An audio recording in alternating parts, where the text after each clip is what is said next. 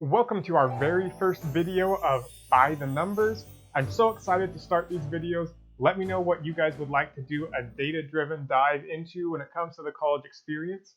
Today we are talking about the average public university. And what I mean by this is I went out and I collected data on 90 of the top public universities. My methodology was I went to each state and I tried to grab the top 2 public universities, so that's nothing private because that's a totally different data set, and we're going to jump into those differences in another video. But I took the top 2 from each state. Certain smaller states didn't have 2 top public universities, that's why we only have 90 instead of 100, but that's how I found these universities and built our data set out.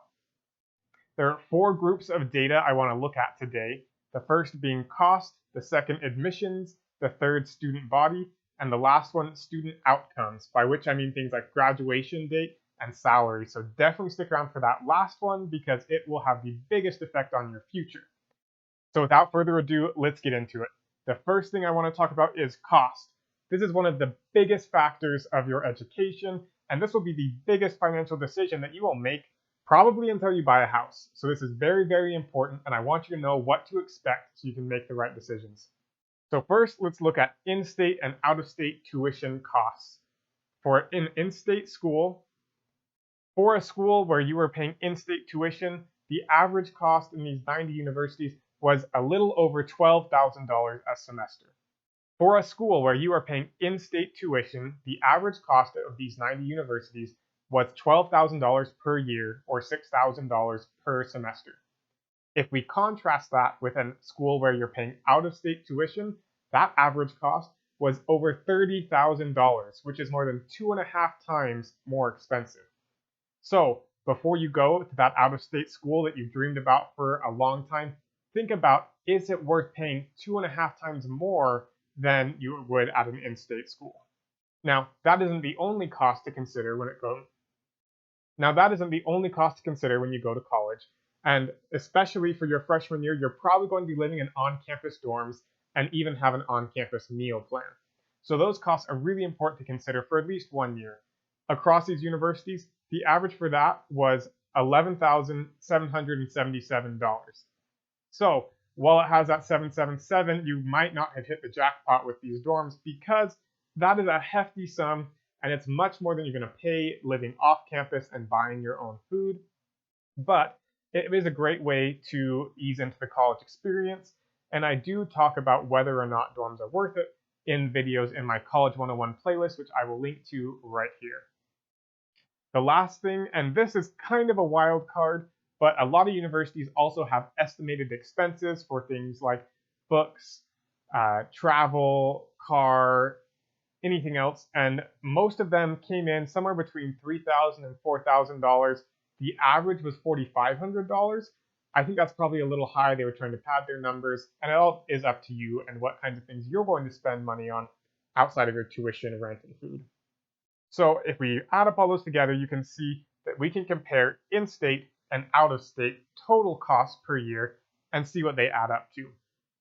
Now those numbers are not insignificant, so definitely weigh those options and look at universities in your state or out of your state that might be cheaper or more expensive, and really try and decide what you're going to get out of that university that is worth an extra expense. Group number 2 of data that I want to discuss is the admissions data for these universities. This is important if you're a high school student right now and you're trying to figure out if you'll get into college, maybe which colleges you are going to get into, and so you can compare yourself to the average and see. So the first thing to let you know that the average acceptance rate of these schools was 68%. So across these, more likely than not, you will get into a school. It's not all random chance, so you have to look at these other data points, your test scores and your GPA, but most colleges accept more students than they reject.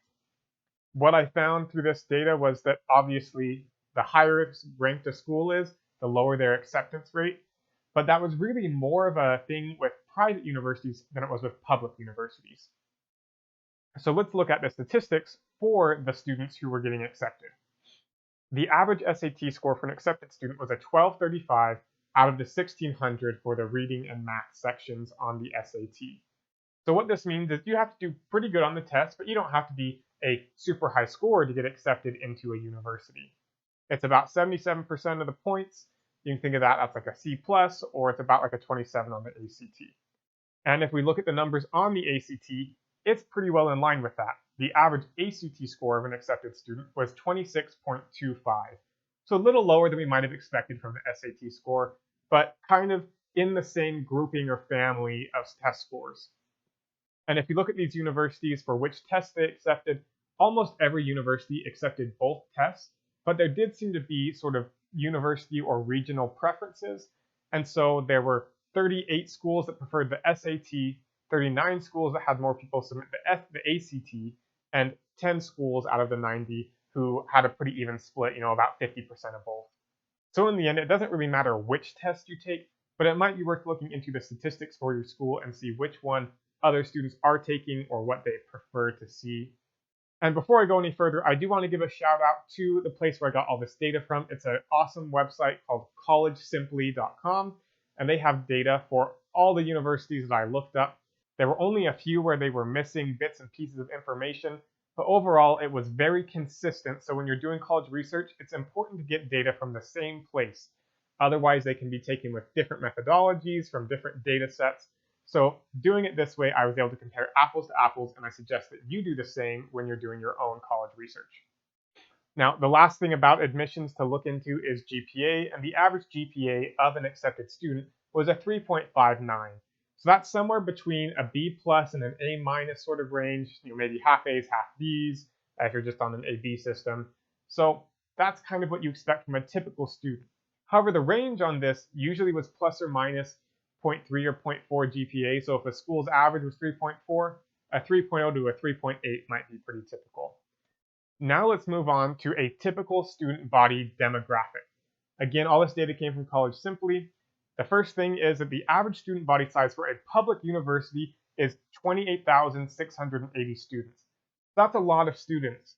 If you assume that there's about the same number of students in every grade, that's 7,000 people per year. So if you're an incoming freshman, there's going to be 7,000 other freshmen.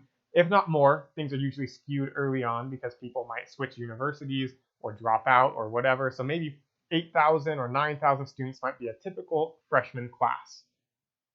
There are obviously smaller universities, and if you think that's a better fit for you, go for it. But on average, these public universities are pretty large. Now, if we look at some of the statistics for minorities, we see that there was 34% of the student body that was a racial minority, so non-Caucasian. Different schools and different regions had skews to different ways, mostly based on where they were at, but some skewed more Hispanic, more African American, more Asian American, and a lot of it, like I say, was geographic. Another thing, and this was much more consistent across the board, is that there's about an average of 5% international students at schools, which that's a really cool experience if you get to talk to international students, and I'd love to share my experience with some international students with you in the future. Now, if we look at the male to female ratio, in general, there's a few more females that go to college than males, but not by much. So the average public university had a 51% female student body. Now, something that maybe you might not think of first when you are looking at colleges, but that's what percentage of students come from within the state. That's important because if you're coming from out of state, it helps you know how many other people are in the same boat as you, or how many of them are all going to have similar experiences, know each other from high school, and things like that. So the average public university had an in-state rate of 66% of students, so about 2/3 of students are from in-state. The last things I want to look at have to do with income information, and again, this is so that you know if people have similar experiences to you and what kinds of people are choosing to go to college. The average household income for an accepted student was $64,000, which the median household income for the US is $67,000. So more than 50% of people are in this income range or above of people who go to college. Again, these are means or medians, so there's wiggle room on either side. You don't have to make that much to go to college.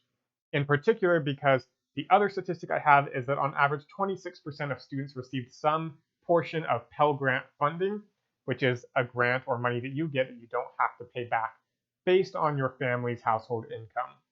So about a quarter of students receive those, which it can be a huge boon to you and your college funding plans. The last group of statistics that I want to talk about, and what I think may be the most important, are student outcomes. And this is important because this is what happens to you after you go to college.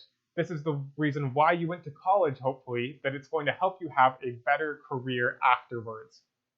The first thing to look at is the 4-year and overall graduation rates.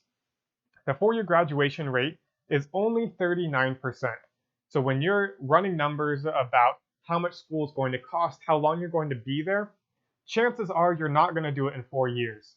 And that's also important because that means if you are a 5th year or a 6th year student, you're not atypical, you're not behind everybody, which you're going to feel like that. Maybe your parents are going to make you feel like that, but it's just not true. Most people don't graduate in 4 years. If we look at the overall graduation rate, then it's about 67%. And that number should hopefully give you a little bit of pause. Now, again, I'm not here on the College Guide to tell you not to go to college, but I want you to consider all the facts. And we see here that only 2/3 of people actually graduate from college. That's kind of scary to think, you know, if you're going to college, are you confident that you are in the top 2/3 of students who go to college? And there's so many factors, and you can always change your habits and change your ways so that a poor high school student could become a stellar college student. But just letting you know that graduating from college is not a given. It is a hard thing, and the statistics reflect that. So really ponder on it and think on it before you make that leap. The last things I want to talk about are the financial outcomes. The average student loan debt, according to these universities, was $21,661. So that's actually a little lower than the average number I've used in the past. So maybe there's more financial aid available, maybe people are saving more before they go. But either way, that's the number to keep in mind for average, is 21,000. You know the scholarships you're getting, you know the financial aid you're getting, you know the help from your parents, and you can adjust that number from the average based on your situation. Along with that, about 45% of students receive federal aid. So that means that 21,000, that's not everybody, but the people who receive federal aid, so if you know you're going to be applying for FAFSA loans, on average, you'll end up with that $21,000. Then along with this, there's what I call the debt to income ratio, and that is how much student loan debt you're going to have compared to your expected graduate income, and that's 52%. So that means that if you graduate with $21,000 and then you look at the average graduate salary, which is $42,443, about half of your annual income is equivalent to your student loans, which is why it can take so long to pay these loans off. Because if you're making $42,000 like the average graduate, a lot of that is going to go to living expenses. I have a link to a video here where I discuss how much it costs to live after college. And you'll see from the numbers there that 42,000 is kind of right in that range that you need to be at as sort of a bare minimum. Now, again, based on the major you choose, the career you choose, how much you stand out from your peers, you can make way more than this, or even a little less than this. So plan for that when you're doing all your financial analysis of college. Hopefully this was helpful to you guys, and hopefully this is a great way to break into this brand new series, By the Numbers. Let me know what other topics you would like to do a data dive into, and I would love to do that research for you and give you the results. Thanks for tuning in to By the Numbers on the College Guide. We'll see you next time.